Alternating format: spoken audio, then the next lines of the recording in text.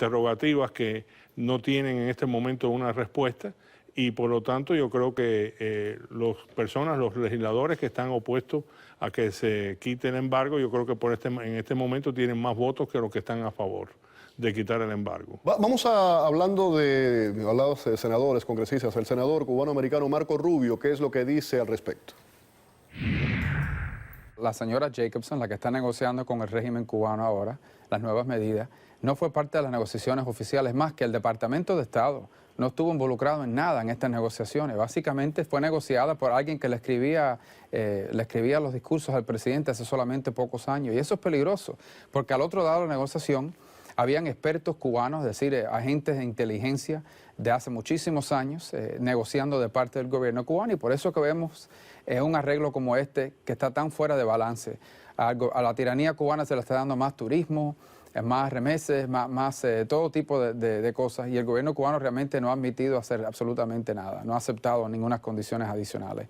La segunda cosa que es clave es creo que toda esta política hacia Cuba que está llevando a cabo la administración Obama está basada en la esperanza, ¿no?, de que esta apertura económica hacia Cuba beneficie en algo al pueblo y eventualmente llegue a una apertura democrática dentro de la isla.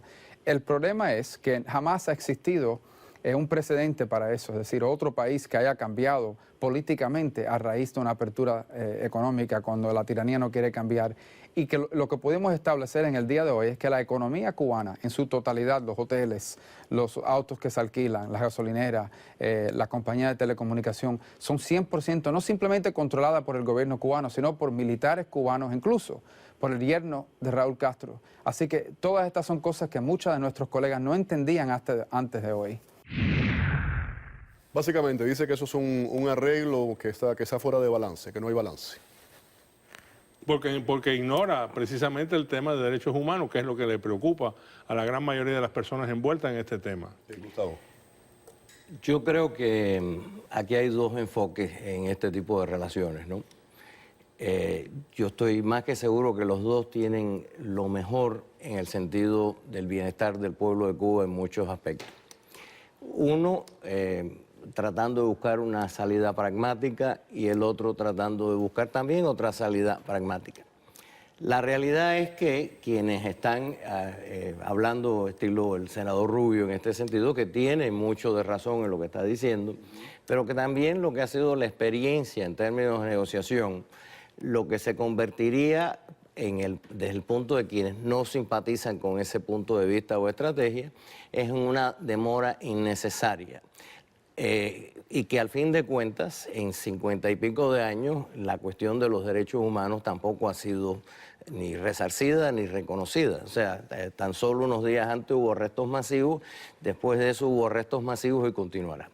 Los que están en contra o no están de esa misma manera de valorizar las relaciones, consideran que eso es importante, pero que es un punto unido a unas negociaciones en sentidos económicos, comerciales, en sentido directo en lo que sería la empresa, empresarios privados, individuales, y el desarrollo de una verdadera economía alternativa o alterna que no estuviera dirigidos exclusivamente por el gobierno de Cuba.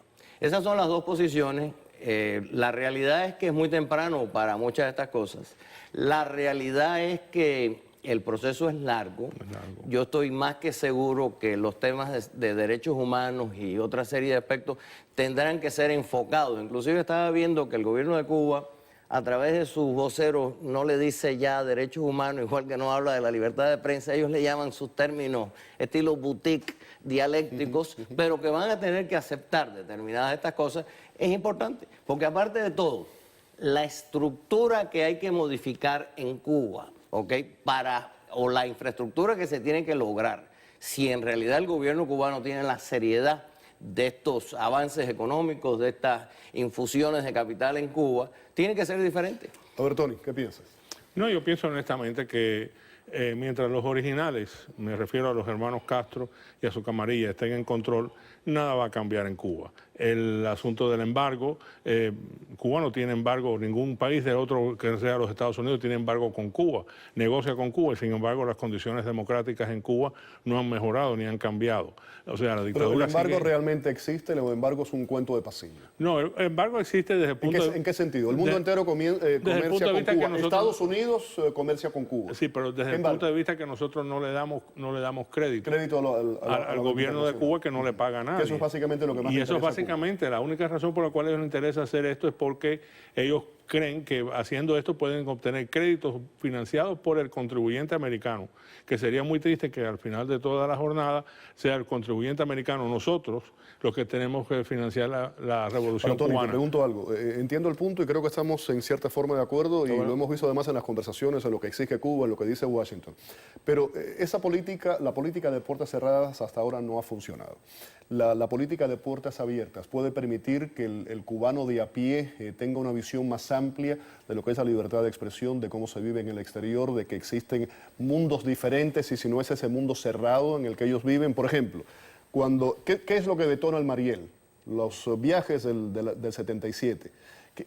¿No crees que eso puede ser una apertura, una forma de abrir una serie de puertas? No va a traer la democracia, pero que puede traer algunos cambios eventualmente en Cuba. Eventualmente yo no creo que va a traer cambios y te voy a decir por qué. Porque vuelvo y repito, este es un régimen que está totalitario, número uno, y es un régimen que está siempre fiel a su filosofía, a su manera de pensar, y ellos no van a cambiar. Yo pienso que esto simplemente es una manera de buscar créditos por parte del gobierno americano que son financiados por el contribuyente americano. Yo no pienso que esa apertura que dicen...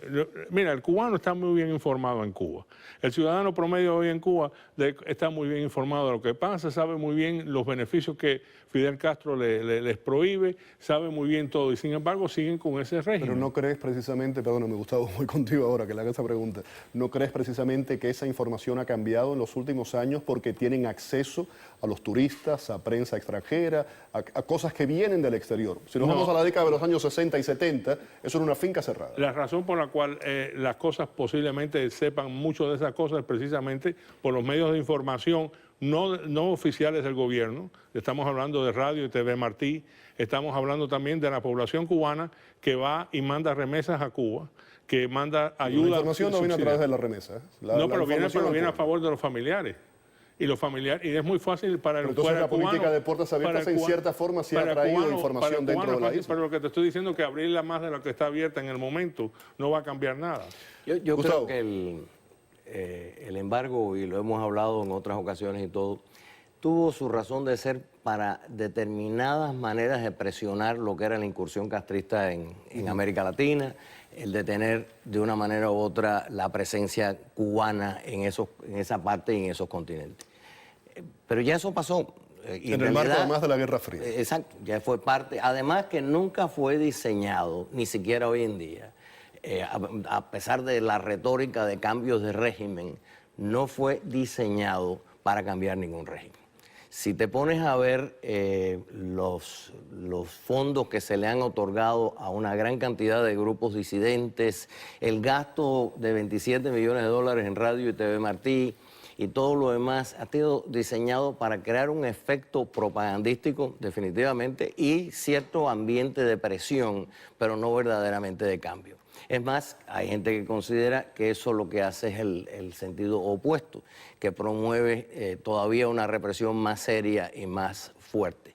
Yo creo que el verdadero cambio en Cuba, igual que ha habido en el resto de los países de la orbe soviética y totalitaria, viene no necesariamente por grupos de opositores públicos, viene internamente dentro de estos regímenes, ¿no?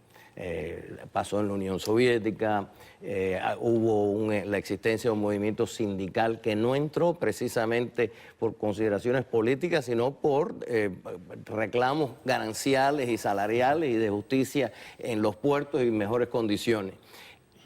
Si te fijas en la condición polaca, el cambio que ha sido el cambio polaco ha venido a la par de un incremento del estándar de vida de esa república. O sea, ha habido esa posibilidad.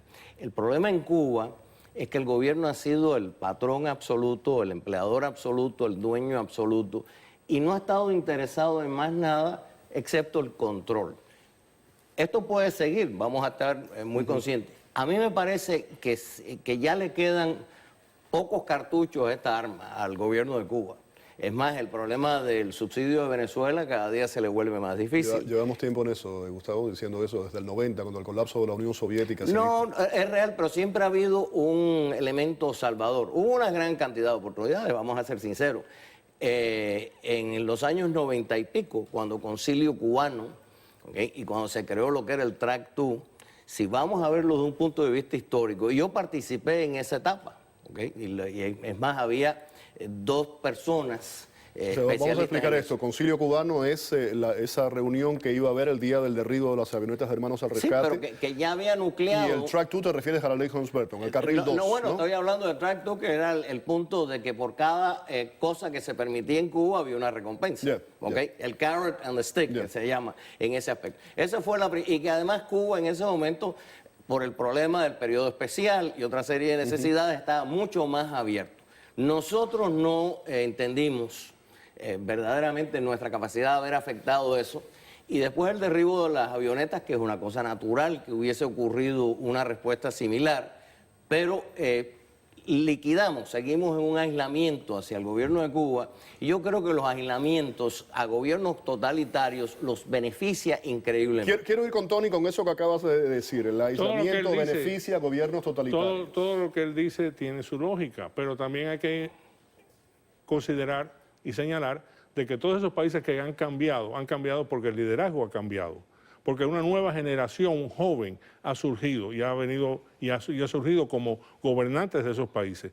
Si, por ejemplo, si la Unión Soviética estuviera hoy en día gobernada por Brezhnev, por Stalin o Lenin, ten la plena seguridad que la Unión Soviética nunca hubiera cambiado.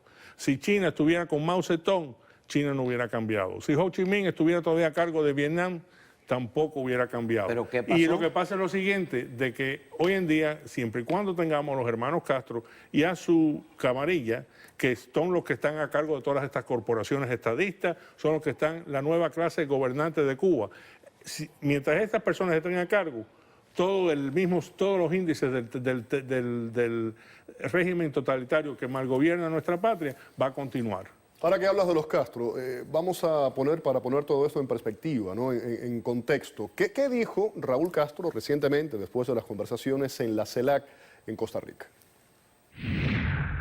Cuba y los Estados Unidos debemos aprender el arte de la convivencia civilizada, basada en el respeto a las diferencias entre ambos gobiernos y en la cooperación en temas de interés común, que contribuya a la solución de los desafíos que enfrentan el hemisferio y el mundo.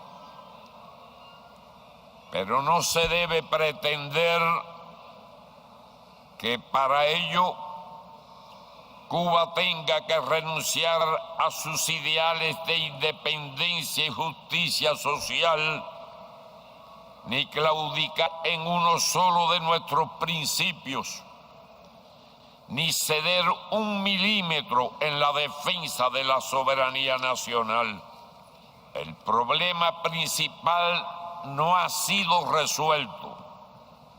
El bloqueo económico, comercial y financiero, que provoca enormes daños humanos y económicos, y es una violación del derecho internacional, debe cesar. Resumidas cuentas, no cederemos ni un milímetro. Bueno, ¿cuál era la audiencia? Y en resumidas cuentas, no todo, porque aquí tenemos la tendencia de recitar lo que dice el tirano de una manera como si fuera la realidad. Sí, pues eso es lo que ha dicho él, lo que ha dicho Josefina Vidal, lo que están diciendo. Esa es la línea del gobierno de Cuba. Y es una línea, aparte de todo, donde esboza un punto de vista. No sabemos cuál es el lado o la discusión más interna en estas negociaciones. Es una línea que yo creo que trae... Hay un diálogo abierto y uno por debajo de la mesa. Como todos los diálogos. Como todos los diálogos. En el año... ¿Pero tú crees entonces que Barack Obama conversó una cosa con Raúl Castro diferente a lo que nos contó? yo no te sabría decir, yo lo que sí creo o que se manejan de manera diferente. Bueno, yo sí creo que, por ejemplo, los acuerdos a veces es como se habla en estos momentos, no se ha cedido nada. Bueno, por ejemplo, si buscas el ex ministro Castañeda mexicano, un hombre conservador, en este sentido dijo que en realidad aquí todo el mundo iba a ceder. El problema de estas negociaciones es que unos lo iban a hacer primero y otros vendrían por consiguiente después. Yo sí creo que, o sea, esa posición totalmente ortodoxa, impenetrable, también está dicho a sus elementos internos, porque allí sí hay disensión en cuanto a estos acuerdos y hay miedo. Hay miedo de que el Estados Unidos, con su gigantesca economía y su poder extraordinario, pueda llevar, como lo ha hecho en otros países igual, una influencia en las cuales ellos no pueden dominar. Yo creo que eso es uno de los aspectos. Fíjate, Gustavo, hablando de esto que estás diciendo, este choque de trenes que hay, tengo aquí dos declaraciones, una del senador cubano-americano Marco Rubio, la otra de Josefina Vidal, la funcionaria cubana que ha estado negociando todo esto. Y se refieren al tema de las embajadas. Vamos a escuchar lo que dice cada uno y ahí vamos de nuevo al choque de trenes. Josefina Vidal no es simplemente una negociadora, sino es una agente de inteligencia de Cuba. Incluso ella y su esposo fue encontrada persona non grata acá en Estados Unidos en el 2003. Él tuvo que irse del país de los Estados Unidos y ella con él. Segundo, eso es inaceptable. Que vaya a haber una embajada norteamericana en Cuba, en La Habana, y que haya diplomáticos norteamericanos en esa embajada y que no se le permita, que nosotros estuviéramos de acuerdo, que a ellos no se le permita poder viajar a la isla y reunirse con quien sea, incluso con la resistencia cubana, con los disidentes, con la sociedad civil. Eso para mí sería inaceptable. Y lo que yo le pedí hoy muy claramente, me tomó varias preguntas para llegar a este punto, es que nos dijera 100% que jamás eso iba a ocurrir. Y al final del día lo que ella dijo es que ella no puede imaginarse que eso ocurra, pero no lo quitó de la mesa. Es decir, que existe la posibilidad, basada en la respuesta que me dio en el día de hoy, que realmente este país, los Estados Unidos, en algún momento acuerde con Cuba a limitar a la habilidad de nuestros agentes diplomáticos reunirse con la disidencia, con la resistencia y con la sociedad civil. El gobierno de Estados Unidos en este momento ha estado planteando que para la apertura de las embajadas es importante la libertad de movimiento. Nosotros le hemos dicho que estamos dispuestos a sostener una discusión en esta dirección, pero que para ello es muy importante que cambie la conducta de los diplomáticos norteamericanos en La Habana. Y en particular nos estamos refiriendo a que debe cambiar la manera de actuar de esos diplomáticos en el sentido de estimular, organizar, entrenar, abastecer, financiar a elementos dentro de nuestro país que actúan contra los intereses de nuestro Estado. Nunca se pondrán sobre la mesa en este proceso de negociación para resolver problemas pendientes, cuestiones de carácter interno o cuestiones dirigidas a promover cambios en nuestro ordenamiento interno. Y eso yo creo que es importante que se tenga claro. ¿Es un choque de trenes esto o no? Cada uno son dos discursos totalmente diferentes. Opuestos. Es un desencuentro. 30 segundos cada uno, voy a la pausa y regresamos. Tony. Bueno, no, simplemente con lo que tú habías hablado, si los Estados Unidos han tenido negociaciones que no son parte de las negociaciones oficiales, no me extrañaría. Te recuerdas muy bien que en el año 2012 el presidente Obama lo cogieron en un tape de la Casa Blanca hablando con el presidente de Rusia, diciéndole que le dijera a Putin, que por favor que esperara hasta después de las elecciones, donde él tenía más flexibilidad para poder hacer cualquier clase de arreglo, tener cualquier clase de arreglo con Rusia. O sea, si lo hace eso con Rusia, estoy seguro que aquí en Cuba no me extrañaría que eso ocurriera también. Gustavo, 30 segundos para ir a la pausa. Esta es la línea del partido. Sobre las palabras del señor Rubio, yo vi eso también. Y la respuesta fue exactamente sobre la línea. Le dijo que Estados Unidos no iba a desechar ni rechazar hacer contactos con la oposición. Es más, la señora Jacobson se reunió con la oposición. El problema aquí, aparte de todo, es que yo sí creo, más que nada, que una cosa son, de una manera u otra, los intereses de Estados Unidos, los otros del gobierno de Cuba, y otros los de los cubanos, que buscan una salida democrática, real y nacionalista a esta situación. Y ahí es donde va a haber muchos de estos problemas. Más nada. Pero en realidad Gustavo, tengo que ir a la pausa. Se logrará una especie de acuerdo en muchas de estas cosas y algunos se logrará después. Vamos a la pausa. Regreso con Tony, con Gustavo, un republicano, un demócrata, para ya terminar con esta